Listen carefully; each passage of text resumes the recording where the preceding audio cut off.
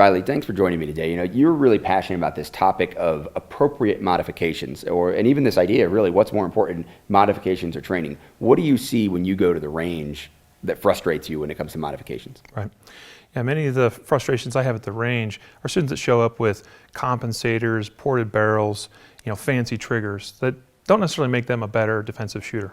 Right, it might help a split time or something like that, or help you hit golf balls at 50 yards with that crazy turning your striker fired gun into a single action kind of trigger, maybe even bypassing safeties. These things don't really help you learn the fundamental application concepts. What do you suggest for people who are, especially the ones that are just getting started, where they spend the money, where they spend the time? I'd recommend they spend the money on their ammunition and time spent actually training and learning the skills. That's sound advice to me. It's certainly something that we've advocated for a long time at Personal Defense Network, but you do have some opinions on modifications that are worthwhile. Maybe not day one, but certainly once you've established the baseline skills, what are you guys recommending at concealedcarry.com? What modifications make sense?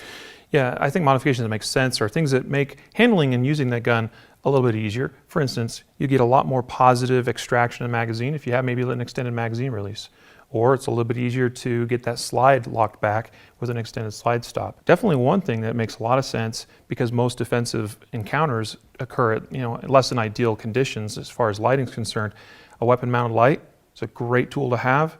Also better sights, because a lot of times from the factory, guns come with less than ideal sights. If that helps you a little bit, establish that sight picture with trickier shots, then those are some very easy modifications to do that make a lot of sense. Yeah, I agree with you. I tell most people, stock is the way to go. Certainly with a trigger, I very rarely see a shooter on the range who isn't already really good with any kind of aftermarket advanced trigger, even a polished job on their trigger that really makes them that much better, especially in the defensive shooting context. But sights, absolutely. A lot of the sights that come from the factory aren't worth having on the gun. And if anything, they're set up with a very narrow rear notch for like extreme precision, shooting that tight group from a bench. But I like the wide rear notch. I like obviously a front face that's flat on the rear sight. That's a great mod. And a lot of people have that, they're 95% of the way there to a perfect grip on their gun.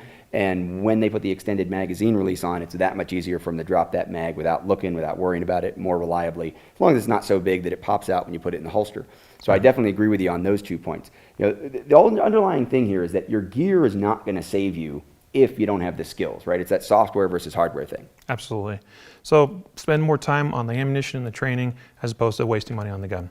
Yeah, I agree. There may be a time for modifications, and some of them might even be important, but overwhelmingly, if you're serious about being prepared for personal defense, get the training, get the practice.